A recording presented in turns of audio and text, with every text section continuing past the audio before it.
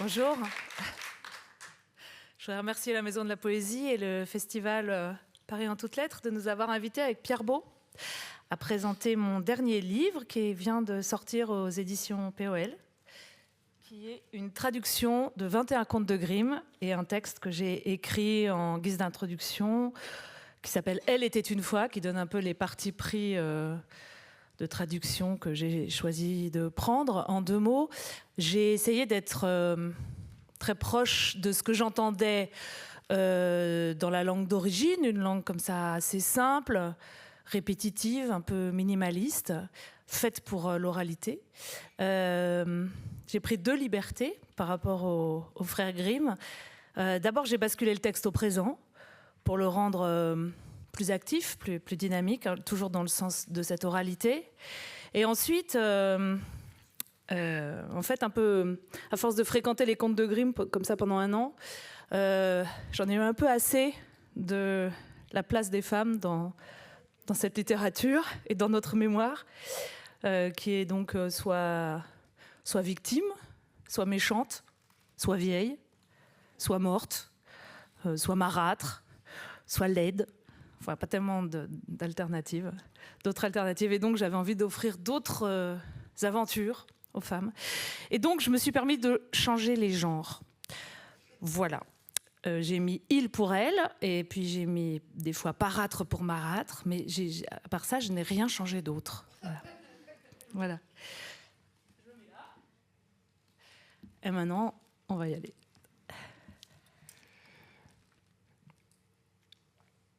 La poisse. Quand on attire la poisse, On a beau se terrer n'importe où, ou disparaître à l'autre bout du monde, on est toujours rattrapé. Il était une fois un homme qui était devenu si pauvre qu'il n'avait même plus une bûche pour nourrir le feu de son fourneau. Alors, il s'enfonce dans la forêt pour y abattre un arbre. Mais ils sont tous trop grands et trop épais. Alors, il s'enfonce encore plus profondément jusqu'à en trouver un qui lui semble à sa mesure. Mais pile à l'instant où il lève la cognée, il voit sortir d'un taillis une meute de loups qui se jette sur lui en poussant des hurlements. il se débarrasse de la cognée, il prend la fuite et il arrive sur un pont. Mais l'eau, par le fond, avait déjà bien érodé le bois. Et pile à l'instant où il s'y engage, le pont craque et s'effondre, manquant de l'entraîner avec lui. Que doit-il faire ? Rester là et attendre que les loups le dévorent. Désespéré, il ose se jeter à l'eau. Mais comme il ne sait pas nager, il coule. Quelques pêcheurs assis sur l'autre rive le voient se débattre dans l'eau. Alors ils vont le chercher à la nage et le ramènent sur la terre ferme. Ils l'installent contre un vieux mur pour qu'il puisse se réchauffer au soleil et retrouver des forces. Mais pile à l'instant où il revient à lui, comme il veut aller remercier les pêcheurs et leur parler de son triste sort, le mur s'écroule et l'écrabouille.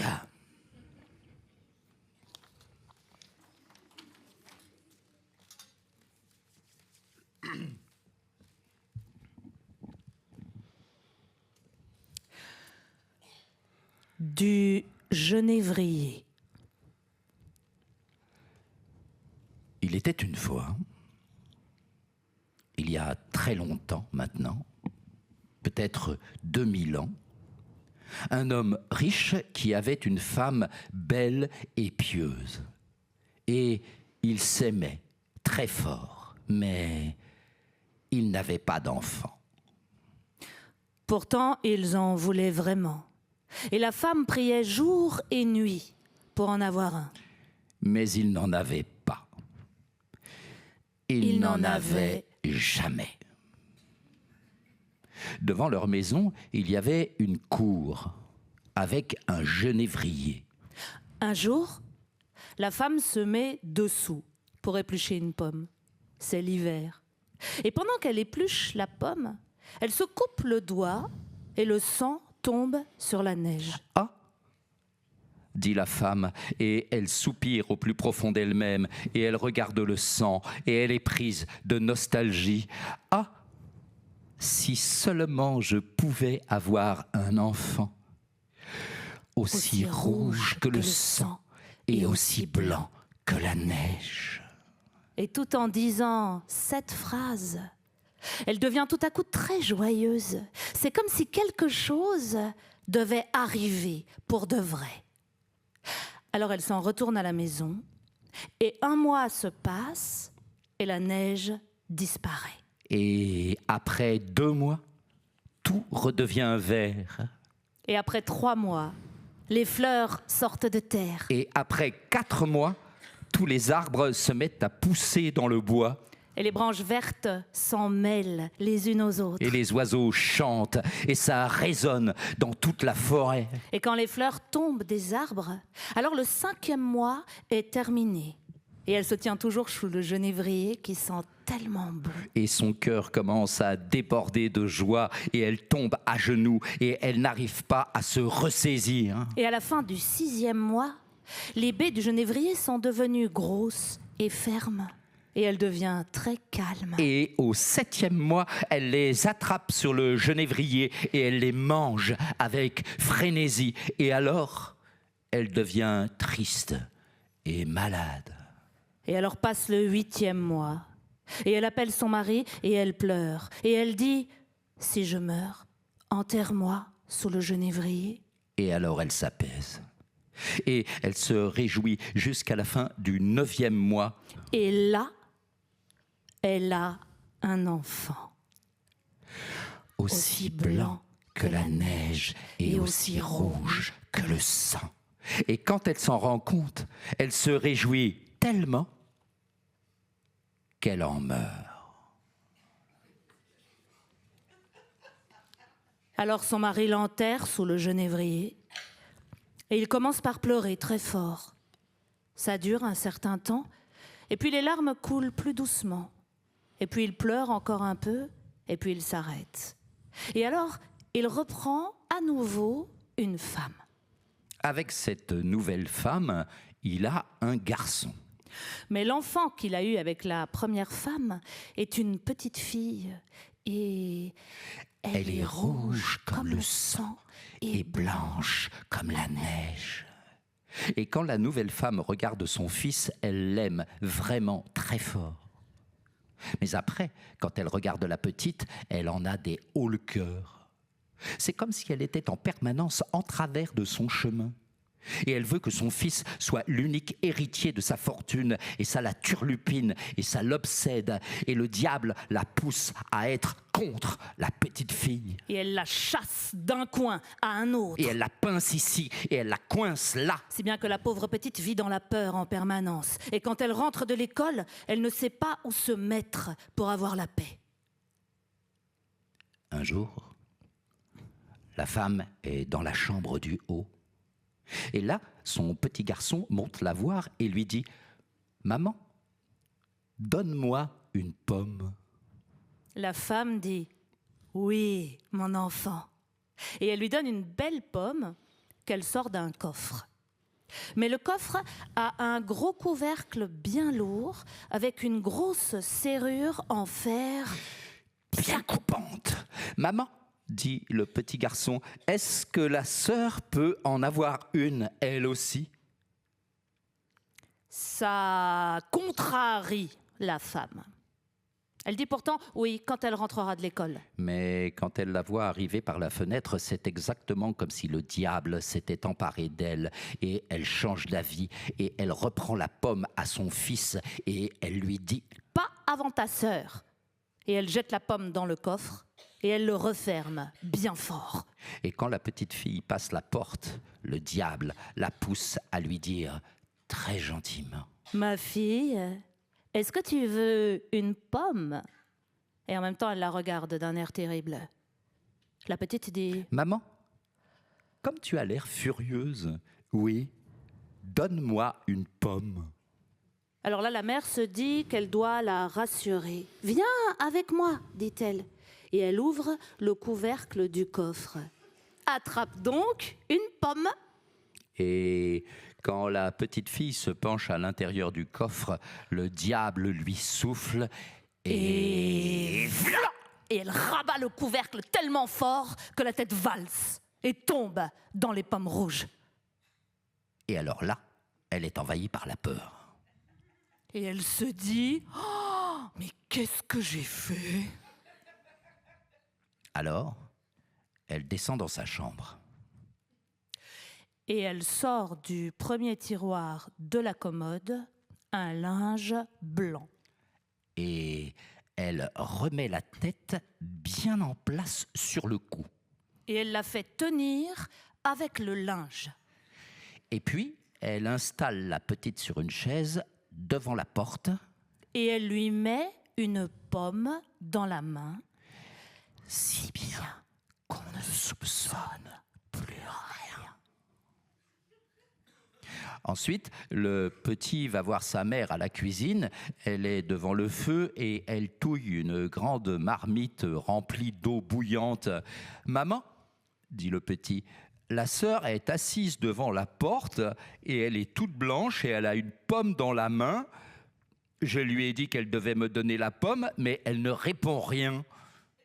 C'est bizarre, hein ? Retourne la voir. Et si jamais elle répond toujours pas, donne-lui une claque derrière l'oreille. » Alors le petit va la voir et lui dit « Sœur, donne-moi la pomme. » Mais elle garde le silence. Elle se tait. Alors il lui donne une claque derrière l'oreille. Et là, la tête tombe par terre. Alors il est terrorisé, et il commence à pleurer et à crier, et il court voir sa mère, et il dit « Ah, maman, j'ai cassé la tête de ma sœur. » Et il pleure, et il pleure. Impossible de le consoler. « Mon petit, mais qu'est-ce que tu as fait ?» Mais garde le silence, tais-toi, il faut le dire à personne. De toute façon, maintenant, on ne peut plus revenir en arrière. On va la faire cuire en saumure. Alors, la mère prend la petite fille et elle la découpe en tranches. Elle la met dans la marmite et la fait cuire en saumure. Et le petit, lui, reste là et il pleure et ses larmes tombent dans la marmite et il n'y a pas besoin de rajouter de sel. Sur ce, le père rentre à la maison. Il se met à table et il dit « Mais où est ma fille ?» Alors la mère lui sert une grosse tranche qui flotte dans une sauce noire. Et le petit pleure sans pouvoir s'arrêter. Alors le père dit à nouveau « Mais où est ma fille ?» Ah, dit la mère. Elle est partie à la campagne pour aller voir la famille de sa mère. Elle compte y rester un moment. Mais enfin, pourquoi faire? Elle ne m'a même pas dit au revoir. Oh, elle voulait tellement partir. Elle m'a demandé si elle pouvait y rester 6 semaines. Elle sera très bien là-bas. Ah, dit l'homme. Ça me rend vraiment triste. C'est quand même pas possible. Elle aurait pu me dire au revoir quand même. Sur ce, il commence à manger. Et il dit « Mon petit, mais pourquoi tu pleures? La sœur va bientôt revenir. » Puis il dit « Ah, chère femme, j'adore ce repas. Donne-moi encore. » Et plus il mange, plus il en veut. Et puis il dit « Encore, encore, tout pour moi, rien pour les autres. Vous n'aurez rien du tout. » Et il mange jusqu'à la fin du plat. Et les os, il les jette sous la table. Mais le petit monte à l'étage et il va chercher dans le dernier tiroir de sa commode son plus beau foulard en soie. Et puis il ramasse tous les cartilages et tous les os qui sont sous la table et il les enveloppe dans son foulard en soie et il les met devant la porte et il pleure des larmes de sang. Et puis après, il va déposer le tout sous le genévrier dans l'herbe verte. Et alors, il se sent très léger tout à coup et il arrête de pleurer. Quant au genévrier, il commence à se balancer et les branches vont l'une vers l'autre. De l'une à l'autre, exactement comme si elle se réjouissait du fond du cœur ou qu'elle battait des mains.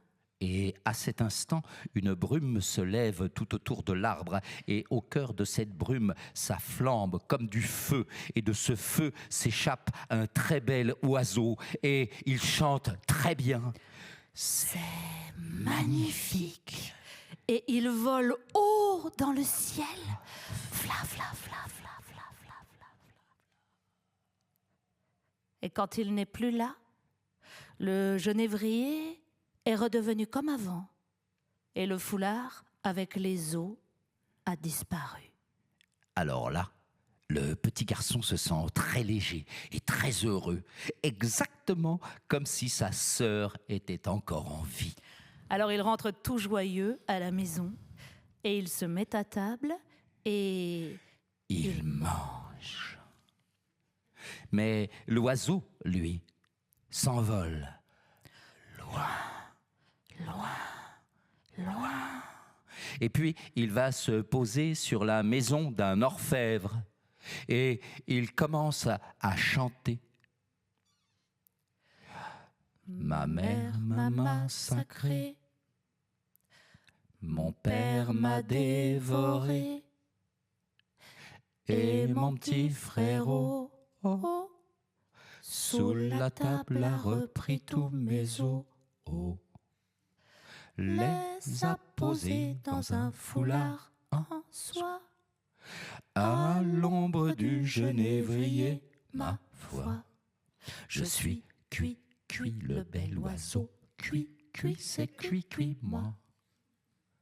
L'orfèvre est assis dans son atelier. Il est en train de fabriquer une chaîne en or. Et là, il entend l'oiseau qui chante sur son toit et il trouve ça très beau. Alors il se lève et comme il passe la porte, il perd sa pantoufle. Mais il continue pourtant de marcher jusqu'au milieu de la route avec une seule pantoufle et une seule chaussette. Il porte encore son tablier de travail. Et dans une main, il a la chaîne en or et dans l'autre, la tenaille.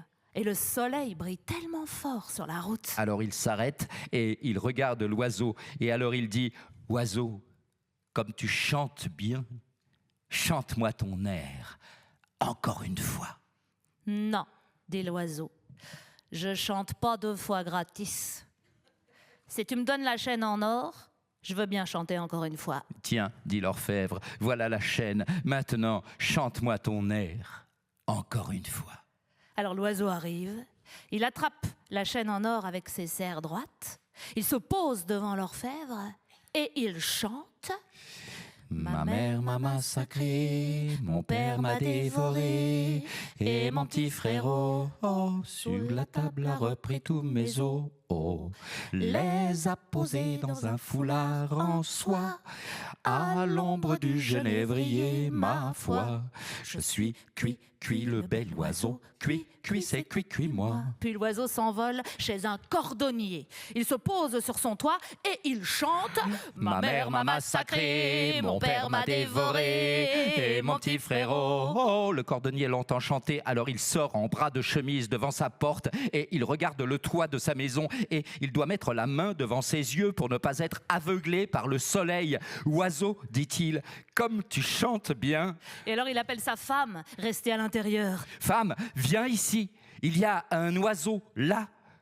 Qu'est-ce qu'il chante bien. Viens voir l'oiseau. Et encore après, il appelle sa fille et ses enfants, et aussi les compagnons et les apprentis et les servantes. Et ils viennent tous au milieu de la route, et ils regardent l'oiseau.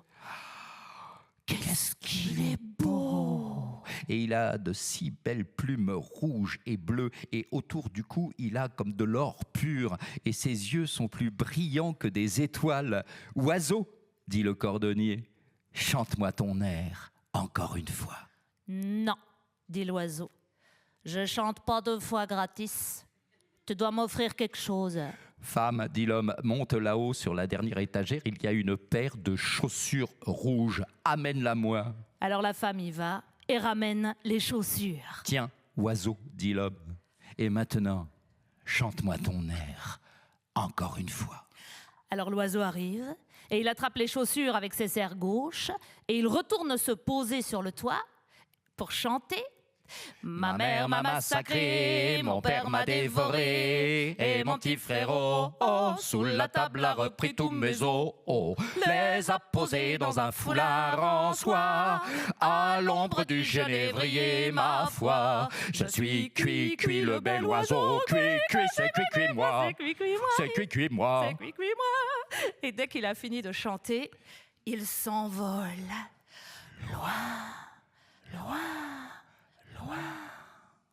Dans ses serres droites, il a la chaîne. Dans ses serres gauches, les chaussures. Et il s'envole. Très loin. Jusqu'à un moulin.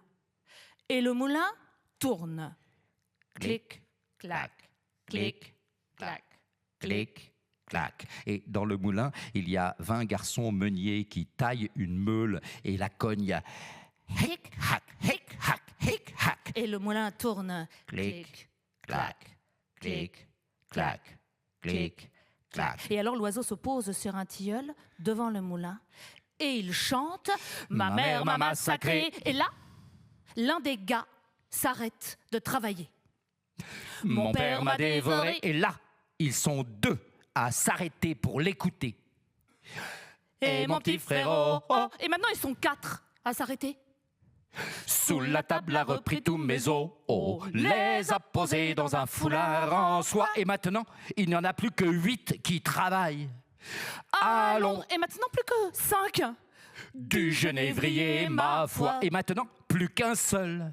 Je suis cuit, cuit le bel oiseau. Cuit, cuit, c'est cuit, cuit moi. Et maintenant le dernier s'arrête lui aussi. Mais il n'entend que la fin du morceau. Oiseau, dit-il, comme tu chantes bien, je voudrais t'entendre moi aussi. Chante-moi ton air, encore une fois. Non, dit l'oiseau, je chante pas 2 fois gratis. Si tu me donnes la meule, je veux bien chanter encore une fois. Oui, dit-il, si ça tenait qu'à moi, je te la donnerais tout de suite. D'accord, disent les autres. S'il chante son air encore une fois, on veut bien la lui donner. Alors, l'oiseau descend vers eux et les meuniers s'y mettent à 20 pour soulever la meule avec des branches.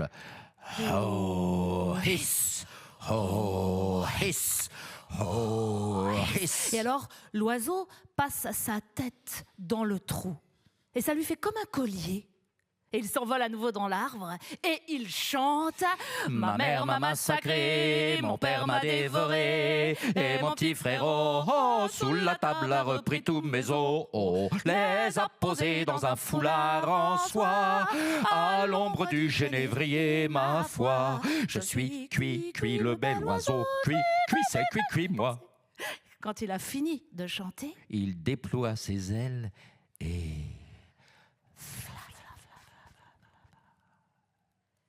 et il a la chaîne dans ses serres droites. Et à gauche, il a les chaussures. Et autour du cou, il a la meule. Et il s'envole. Loin, très loin, vers la maison de son père. Dans la cuisine, le père, la mère et le petit sont à table. Et le père dit « Ah, qu'est-ce que je me sens bien ! Je me sens tellement léger tout à coup. » Non, dit la mère. Moi, je me sens tellement angoissée tout à coup. C'est comme si un orage terrible allait venir. Mais le petit reste assis et il pleure, et il pleure, et il pleure. Alors l'oiseau arrive à tire-d'aile et pile à l'instant où il se pose sur le toit, le père dit « Ah, je me sens tellement heureux et le soleil brille tellement fort, c'est exactement comme si j'allais retrouver une vieille connaissance. » Non, dit la femme, moi j'ai peur, je claque des dents. Et c'est exactement comme si j'avais du feu dans les veines et elle déchire sa robe pour trouver un peu d'air. Mais le petit reste assis dans son coin et il pleure et il essuie ses yeux avec son tablier et il pleure tellement dans son tablier qu'il est tout mouillé, le tablier. Alors l'oiseau se pose sur le genévrier et il chante. Ma mère, maman sacrée. Et là, la mère se bouche les oreilles, et elle ferme bien fort ses yeux, et elle ne veut rien voir, et rien entendre. Mais ça gronde dans ses oreilles comme une tempête déchaînée, et ça brûle dans ses yeux comme l'éclair fulgurant. Mon père m'a dévoré. Ah, mère, dit l'homme, quel bel oiseau. Et il chante tellement bien, c'est magnifique, et le soleil brille tellement fort, et il y a comme une odeur de cannelle dans l'air. Et mon petit frérot. Et là, le petit pose sa tête sur ses genoux et il pleure de plus belle. Mais l'homme dit, je vais voir dehors, il faut absolument que j'aille voir cet oiseau de plus près. Oh, surtout n'y va pas, dit la femme. J'ai l'impression que toute la maison tremble et qu'elle est en flammes. Mais l'homme sort malgré tout et il observe l'oiseau. Sous la table a repris tous mes os, les a posés dans un foulard en soie, à l'ombre du genévrier, ma foi. Je suis cuit, cuit le bel oiseau, cuit, cuit, c'est cuit, cuit moi. Sur ce, l'oiseau laisse tomber la chaîne en or. Et elle tombe pile sur le cou de l'homme. Elle en fait parfaitement le tour. Et elle lui va à ravir. Alors il rentre et il dit, regarde comme il est beau cet oiseau, il m'a donné une chaîne en or tellement belle, mais tellement belle. Mais la femme a tellement peur qu'elle s'écroule dans la cuisine et sa coiffe tombe de sa terre. Alors l'oiseau chante de nouveau. Ma mère, maman sacrée. Ah, si je pouvais être 6 pieds sous terre pour ne plus avoir à écouter ça. Mon père m'a dévoré. Et là, la femme reste par terre, comme morte. Et mon petit frérot. Oh, et là, le petit dit, moi aussi je veux sortir, moi aussi je veux aller voir. Il va peut-être me donner quelque chose, l'oiseau. Alors il sort au dehors.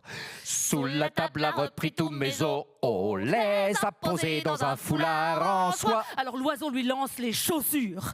À l'ombre du genévrier, ma foi. Je suis cuit, cuit le bel oiseau, cuit, cuit, c'est cuit, cuit moi, c'est cuit, cuit moi. Alors le petit se sent tout léger et tout joyeux et il met les chaussures rouges toutes neuves et il danse et il saute de joie et il dit « Ah, j'étais tellement triste quand je suis sorti et maintenant je suis tellement léger, c'est vraiment un oiseau magnifique. Il m'a donné une paire de chaussures rouges. » Non, dit la femme et elle se lève d'un bond et elle a les cheveux qui se dressent sur la tête comme des flammes. J'ai l'impression que le monde entier est en train de s'écrouler. Je veux sortir moi aussi. Je veux être légère, moi aussi. Et comme elle passe la porte, v'là! L'oiseau lui jette la meule sur la tête et elle est complètement écrabouillée. Le père et le petit entendent du bruit. Alors ils vont voir ce qui se passe au dehors. Et là, Fumée, flamme et feu sortent de terre. et maintenant que tout est terminé, La petite sœur est là, devant eux, et elle prend son père et le petit par la main. et ils sont vraiment très contents, tous les trois. Et ils rentrent à la maison. Et ils se mettent à table et ils mangent.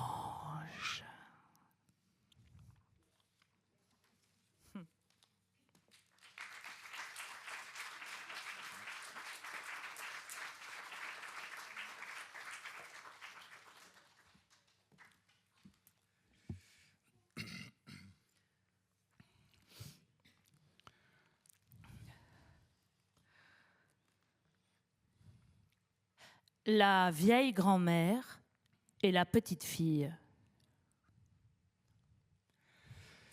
Il était une fois une femme, vieille comme les pierres. Sa vue était trouble, elle était sourde et elle tremblait des genoux. Et maintenant, à table, elle arrive à peine à tenir sa cuillère. Elle renverse la soupe partout sur la nappe et parfois même ça lui dégouline le long des joues. Son fils et sa femme trouvent ça tellement répugnant qu'ils obligent la vieille grand-mère à se mettre dans un coin, derrière le fourneau, et ils lui donnent à manger dans une écuelle en terre cuite. Et encore, à peine, le moins possible. La vieille grand-mère regarde vers la table, désolée, et ses yeux sont tout mouillés de larmes. Et voilà qu'un jour, ses mains tremblantes n'arrivent même plus à tenir l'écuelle. Alors, elle tombe par terre et elle se casse. La jeune femme est très en colère. Mais la grand-mère ne dit rien. Elle ne fait que soupirer. Et puis, on lui achète une écuelle en bois pour quelques sous. Et maintenant, elle doit manger là-dedans.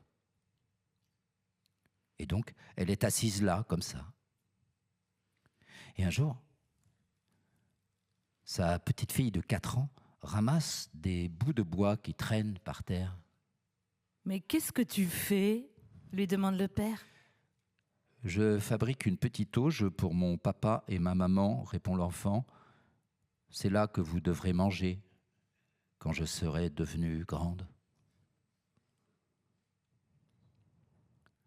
Alors l'homme et la femme se regardent un long moment, et puis ils fondent en larmes, et ils invitent aussitôt la vieille grand-mère à les rejoindre à table, et depuis lors, ils la laissent manger avec eux, et ils ne disent plus rien quand elle en reverse un peu sur la nappe.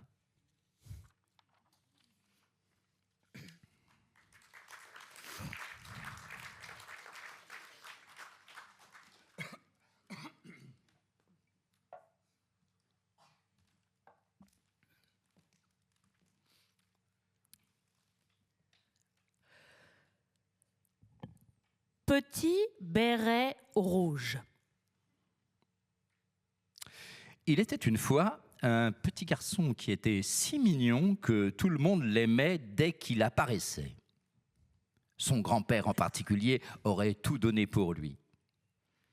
Il lui offre un jour un béret en velours rouge qui lui va tellement bien qu'il ne veut plus jamais le quitter et du coup, maintenant, tout le monde l'appelle Petit béret rouge. Un jour, sa mère lui dit « Viens là, petit béret rouge. Voilà un morceau de gâteau et une bouteille de vin. Apporte-les à ton grand-père. Il est faible et malade, ça lui redonnera des forces. Va vite. Après, il fera trop chaud. Et dehors, sois bien sage. Et marche gentiment sur le chemin. Ne le quitte surtout pas. Sinon, tu vas te casser la figure et la bouteille y passera et ton grand-père n'aura plus rien. Et quand tu seras chez lui, n'oublie pas de lui dire bonjour. Et ne commence pas à galoper dans tous les coins. Je vais tout faire comme il faut, lui répond Petit béret rouge, et il lui tape dans la main. Le grand-père habite dans la forêt, c'est à une demi-heure de marche du village, et maintenant Petit béret rouge s'enfonce dans la forêt. Et là, il rencontre un loup. Ou plutôt, une louve. Mais Petit béret rouge ignore à quel point c'est un animal dangereux et il n'a pas peur du tout. « Bonjour, petit béret rouge », lui dit la louve.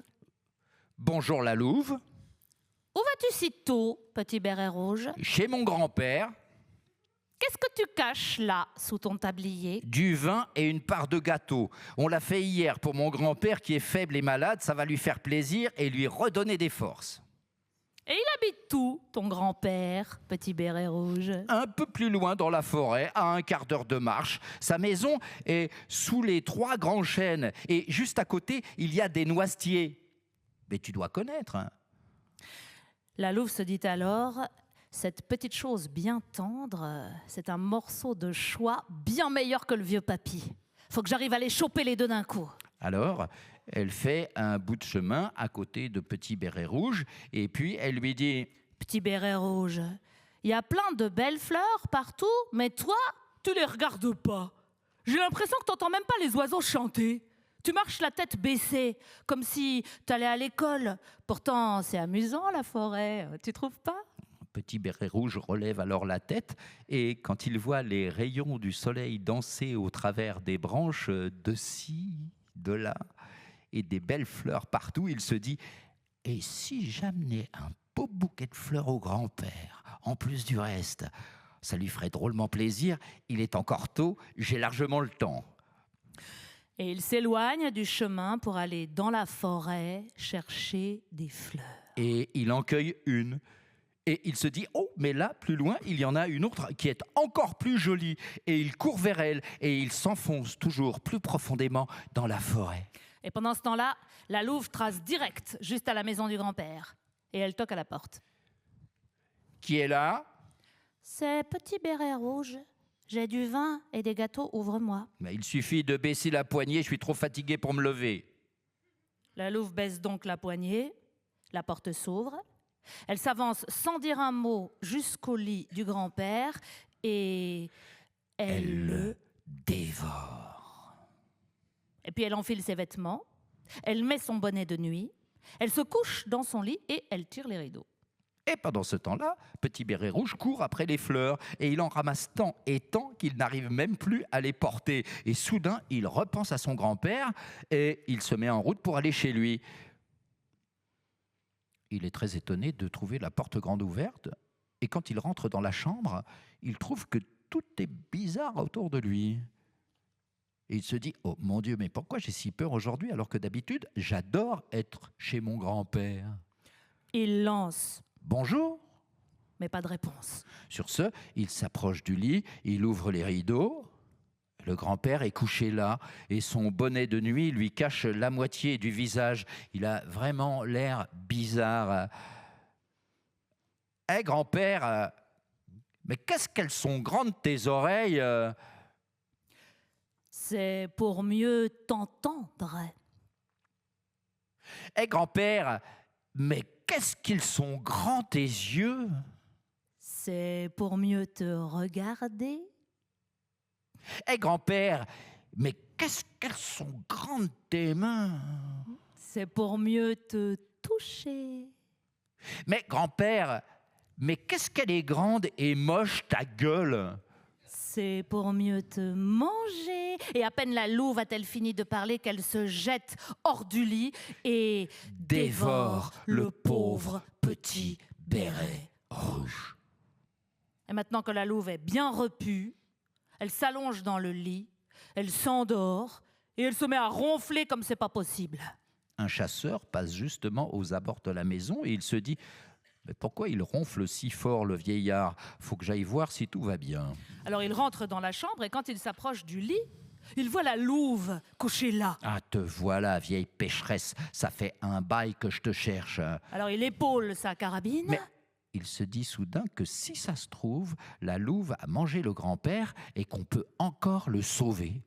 Alors il ne tire pas, mais il va chercher des ciseaux et il se met à tailler dans le ventre de la louve endormie. Et après quelques coups de ciseaux, il voit apparaître un petit béret rouge. Et encore après quelques coups de ciseaux, Le petit garçon bondit au dehors en s'écriant « Oh là là, qu'est-ce que j'ai eu peur, c'était tout noir dans le ventre de la louve. » et maintenant c'est au tour du vieux grand-père de sortir de là. Il est encore vivant, mais il peut à peine respirer. Alors, Petit Béret Rouge galope chercher des grosses pierres et il les fourre dans le ventre de la louve. Résultat, quand elle se réveille, elle essaie de s'enfuir, mais les pierres sont tellement lourdes qu'elle s'écroule raide, morte. Alors, ils sont tous les trois très contents. Le chasseur dépaisse la louve et rentre chez lui avec la fourrure. Le grand-père mange le gâteau et boit le vin apporté par Petit Béret Rouge et reprend des couleurs. Quant à Petit Béret Rouge, il se dit « Tu n'iras plus jamais te balader tout seul loin du sentier dans la forêt profonde si c'est interdit par ta mère. »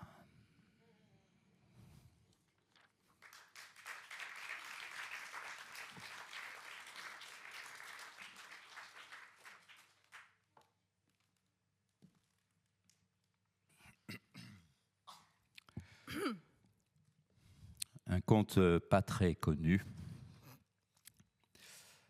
que Violaine a traduit et qui s'appelle Barbe bleue.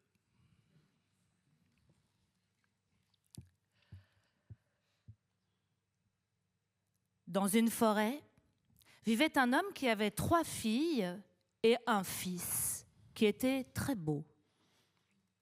Un jour, un carrosse d'or s'arrête tranquillement devant chez lui.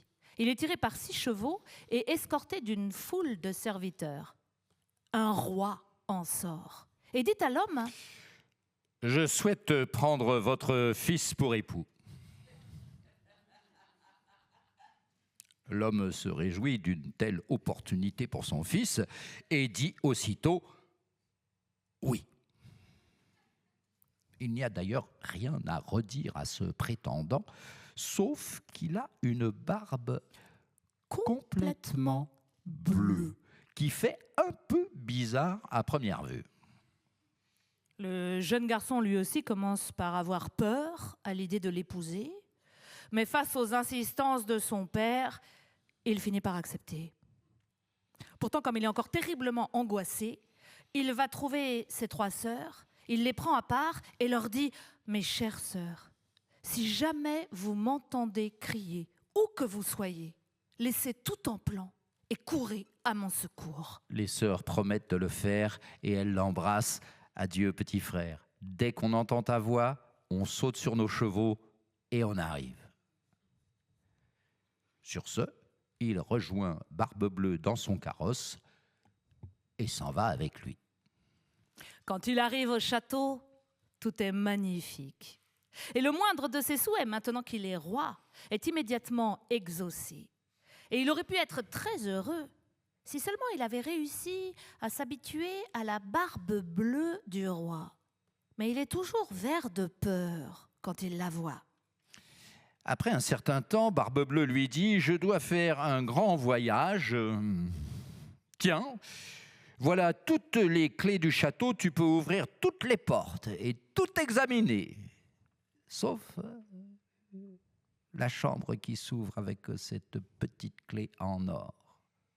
Celle-là, je te l'interdis.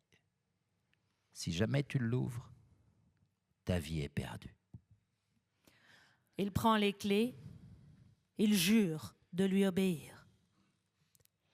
Mais dès qu'il est parti, il ouvre les portes, les unes après les autres. Et il découvre une telle collection de richesses et de merveilles que c'est comme si Barbe-Bleue les avait rapportées du monde entier. Et maintenant, il ne reste plus que la chambre interdite. Et comme la clé est en or, il se dit que si ça se trouve, le plus précieux y est caché. La curiosité commence à le dévorer et il voudrait tellement ne pas connaître le contenu des autres pièces pour savoir ce qu'il y a dans celle-ci. Pendant un moment, il résiste à la tentation, mais elle devient tellement puissante qu'il attrape la clé et maintenant il fait les 100 pas devant la chambre. Qui le saura si je l'ouvre? Qui le saura si je l'ouvre? Je veux juste y jeter un œil. Je veux juste y jeter un œil. Oh, qui le saura si je l'ouvre? Qui le saura si je l'ouvre? Je veux juste y jeter un Qui œil. le saura si je l'ouvre? Alors, il tourne la clé et la porte s'ouvre et un torrent de sang s'échappe de là. Et partout, autour, sur les murs, il voit des garçons morts, pendus, et certains ne sont plus que des squelettes. Il a tellement peur qu'il referme immédiatement la porte, mais la clé lui échappe des mains et voilà qu'elle tombe dans le sang. Il la ramasse aussitôt et il essaye d'essuyer le sang. Mais c'est peine perdue, dès qu'il arrive à l'essuyer d'un côté, il ressurgit de l'autre. Alors, il reste prostré toute la journée à frotter la clé. Il se casse la tête, mais rien n'y fait. Les taches de sang ne s'effacent pas. Pour finir, le soir, il pose la clé dans le foin en espérant que le sang y sera absorbé pendant la nuit.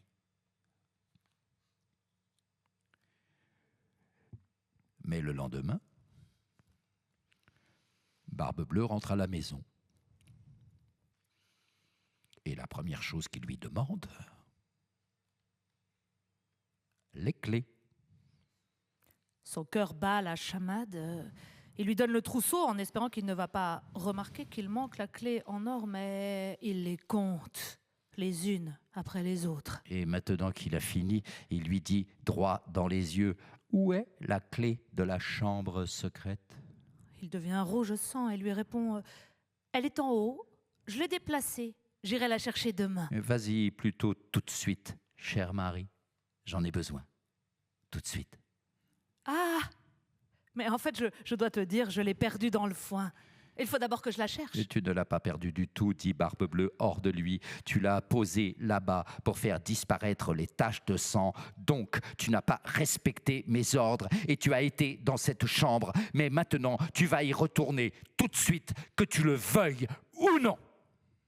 Alors, il est obligé d'aller récupérer la clé qui est encore couverte de sang. Et maintenant, prépare-toi à la mort, tu dois mourir aujourd'hui même, dit Barbe-Bleue. Et il attrape son grand couteau et l'emmène dans le couloir. Laisse-moi faire une dernière prière avant de mourir. Très bien, vas-y, mais dépêche-toi, j'ai pas que ça à faire. Alors il grimpe les escaliers, 4 à 4, et il hurle par la fenêtre le plus fort qu'il peut. Sœurs, mes chères sœurs, au secours, venez vite. Les sœurs sont en train de boire du vin nouveau dans la forêt. Mais la plus jeune dit soudain « C'est comme si j'avais entendu la voix de notre frère. Debout, il faut courir à son secours. » Alors elle saute sur leurs chevaux et elle galope plus vite que le vent. Mais le frère est tombé à genoux, tétanisé par la peur. D'en bas, Barbe-Bleue lui crie. Alors, c'est pas bientôt fini? Et maintenant, il l'entend aiguiser son couteau sur la première marche de l'escalier. Alors il regarde au dehors, mais il n'y a rien d'autre qu'un nuage de poussière à l'horizon, comme soulevé par un troupeau en marche. Alors il hurle encore une fois « Sœurs, mes chères sœurs, au secours, venez vite !» Et sa peur grandit de minute en minute. Mais Barbe-Bleue lui crie « Si tu ne descends pas tout de suite, c'est moi qui viens te chercher. J'ai fini d'aiguiser mon couteau. » Alors il regarde une nouvelle fois au dehors. Et là, il voit ses 3 sœurs voler à travers champs comme des oiseaux dans le ciel. Alors il hurle pour la 3e fois de toutes ses forces au comble de l'angoisse. « Sœurs, mes chères sœurs, au secours, venez vite !» Et la plus jeune est maintenant si près qu'il peut l'entendre parler. « Courage, petit frère chéri, on arrive dans un instant. » Mais Barbe-Bleue lui crie. « Maintenant, ça suffit les jérémiades, je ne vais pas attendre plus longtemps. Si tu ne viens pas tout de suite, c'est moi qui monte te chercher. » Ah, laissez-moi faire une dernière prière pour mes 3 sœurs chéries. Sans l'écouter, Barbe-Bleue grimpe les escaliers et le traîne au dehors. Et pile à l'instant où il l'attrape par les cheveux pour lui planter le couteau dans le cœur, les 3 sœurs défoncent la porte du château, s'engouffrent à l'intérieur, arrachent leur frère des mains de Barbe-Bleue et puis elles sortent leurs sabres et l'embrochent de part en part. Alors Barbe-Bleue se retrouve pendue dans la chambre ensanglantée, en compagnie des jeunes garçons qu'il a lui-même tués. Et les sœurs ramènent leur frère chéri à la maison. Et il hérite de toute la fortune de Barbe-Bleue.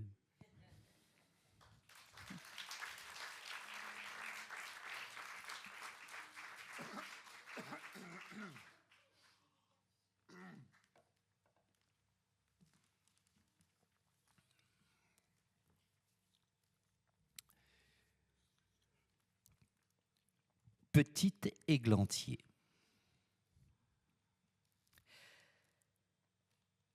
Il y avait, dans le temps, un roi et une reine qui se disaient chaque jour « Ah, si seulement nous pouvions avoir un enfant. » Mais ils n'en avaient jamais. Or, voilà qu'un jour, une grenouille sort de l'eau alors que la reine est au bain. Elle bondit vers elle et lui dit « Ton vœu va s'exaucer. Et avant la fin de l'année, tu vas mettre au monde un petit garçon. » Ce que la grenouille avait dit se réalise et la reine donne naissance à un petit garçon qui est si mignon que le roi ne se sent plus de joie et organise une grande fête. Il n'invite pas seulement la famille, les amis et les connaissances, mais aussi les sages, pour qu'ils soient bien disposés à l'égard de cet enfant. Il y en a 13 dans son royaume. Mais comme il n'a que 12 assiettes en or pour leur servir à manger, il est obligé d'en laisser un de côté. La fête est célébrée avec faste et magnificence, et comme elle se termine, chacun des sages offre à l'enfant un don merveilleux. L'un, la vertu, L'autre, la beauté, le troisième, la richesse. et ainsi de tout ce qu'on peut désirer au monde. 11 des sages ont déjà parlé. Mais soudain, le 13e fait irruption. Pour se venger de ne pas avoir été invité, sans saluer ni même regarder personne, il dit d'une voix tonnante: Le fils du roi, à 15 ans, se piquera avec un fuseau et trouvera la mort. Et sans dire un mot de plus, il fait volte-face et il quitte la salle. Tout le monde est terrorisé. Alors le 12e Qui n'a pas encore parlé? s'avance. Comme il ne peut pas annuler le mauvais présage, mais seulement l'adoucir, il dit Le fils du roi ne tombera pas dans la mort, mais dans un profond sommeil qui durera 100 ans. Le roi, pour préserver à tout prix son enfant chéri du malheur, donne l'ordre de brûler tous les fuseaux du royaume. quant au petit garçon, les prédictions des sages se réalisent pleinement, car il est si beau, Si sage si aimable, et si raisonnable. qu'on ne peut que l'aimer en le voyant. Il se trouve pourtant que pile le jour de ses 15 ans, le roi et la reine ne sont pas là. Et le jeune homme se retrouve tout seul au château. Alors il en profite pour musarder partout. Il visite chambres et salons au gré de sa fantaisie. Et pour finir, il arrive au pied d'une vieille tour. Il grimpe l'escalier en colimaçon très étroit. Et là, il se retrouve devant une petite porte, avec une clé toute rouillée, bien enfoncée dans la serrure. Il la tourne La porte s'ouvre d'un coup. et alors, il découvre une petite mansarde où un vieil homme est penché sur un fuseau en train de filer du lin. « Bonjour, petit père, dit le fils du roi. « Mais qu'est-ce que tu fais là ? Je file, lui répond le vieux en hochant la tête. C'est quoi cette chose qui danse si joyeusement ?» dit le jeune homme en prenant le fuseau, voulant filer lui aussi. Mais à peine a-t-il touché le fuseau que le mauvais sort se réalise et qu'il se pique le doigt. Et à peine a-t-il le temps de ressentir la piqûre qu'il s'écroule sur un lit qui se trouve là et qu'il tombe dans un profond sommeil. Et ce sommeil contamine tout le château. Le roi et la reine qui venaient juste de rentrer s'endorment dans la grande salle et toute la cour avec. Et dorment aussi les chevaux dans les écuries, Les chiens dans la cour, les pigeons sur les toits. les mouches sur les murs. Oui, oui. Et le feu qui flambait sous la cuisinière se consume et s'éteint. Et le rôti arrête de grésiller. Et le cuisinier qui voulait tirer les cheveux du marmiton parce qu'il avait gâté une sauce y renonce et s'endort. Et le vent se couche, et sur les arbres, devant le château, plus aucune feuille ne bouge. Et alors, tout autour du château, une haie d'églantiers pleine d'épines commence à sortir de terre. Et chaque année, elle devient plus haute Et elle finit par envelopper tout le château, et le recouvrir totalement. si bien qu'on n'en voit plus rien, pas même la girouette au sommet du toit.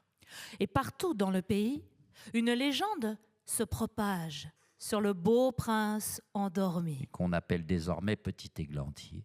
Et des filles de rois se présentent régulièrement pour tenter leur chance et essayer de traverser la haie d'églantier jusqu'au château. Mais elles n'y arrivent jamais, car les épines, comme si elles avaient des mains, s'agrippent les unes aux autres. Et les jeunes demoiselles se retrouvent accrochées là-dedans, sans parvenir à s'en sortir, et elles meurent toutes d'une mort lamentable.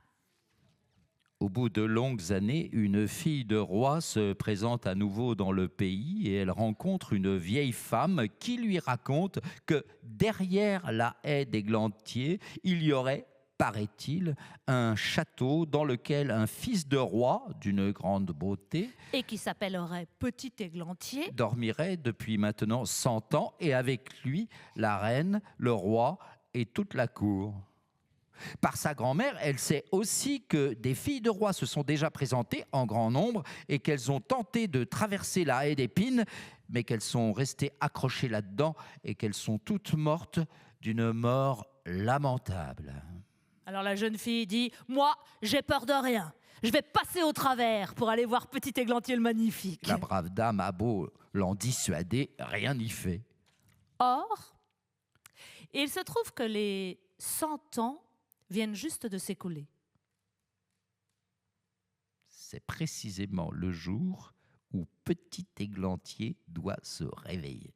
Quand la fille de roi s'approche de la haie d'Églantier, elle ne trouve que de grandes fleurs Très belle, qui s'écartent toutes seules sur son passage sans lui faire aucun mal. et puis qui reprennent l'apparence d'une haie dans son dos.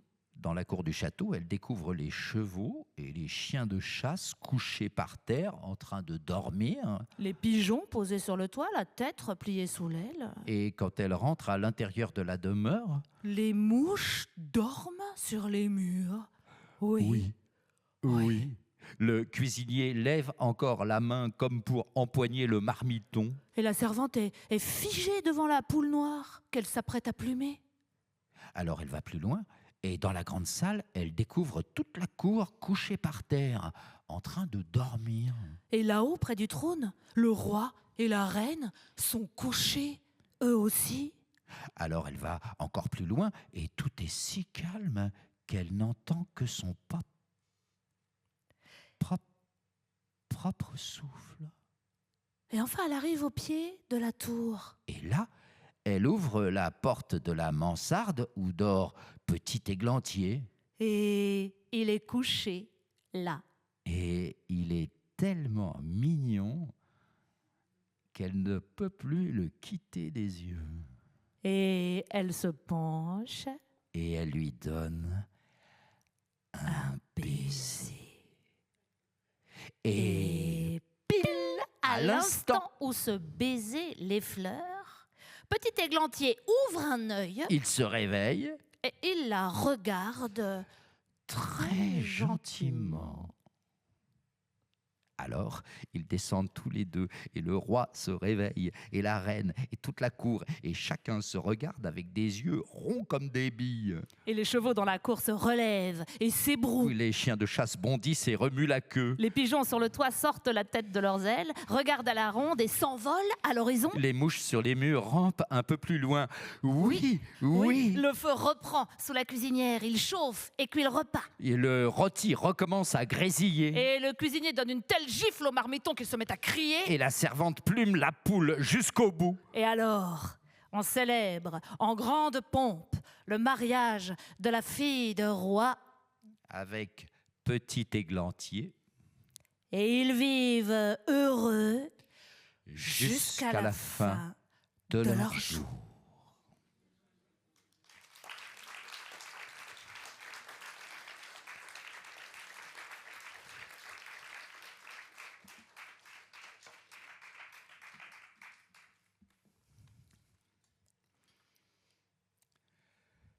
La clé d'or. Un jour d'hiver, alors qu'il y a une épaisse couche de neige, une pauvre fille est obligée de sortir dehors pour aller chercher du bois avec son traîneau. Et maintenant qu'elle a ramassé et chargé le tout, elle est tellement frigorifiée qu'elle décide de se faire un feu pour se réchauffer un peu au lieu de rentrer directement à la maison. Alors elle pousse la neige de côté et en déblayant le sol, elle trouve une petite clé en or. Alors elle se dit, oh, s'il y a une clé, il y a forcément une serrure qui va avec. Alors elle creuse la terre et elle trouve une petite boîte en fer. Oh, pourvu que ce soit la bonne. Il y a forcément des choses précieuses dans cette petite boîte. Elle cherche, mais il n'y a pas le moindre trou de serrure. Pour finir, elle en trouve un. Mais il est tellement petit qu'on peut à peine le voir. Elle essaie, la clé y rentre parfaitement bien. Alors, elle commence à tourner la clé, à tourner la clé, à tourner la clé, à tourner la clé, à tourner la clé. De là, vous allez apprendre qu'elle est finie de tourner. Savoir quelle chose merveilleuse il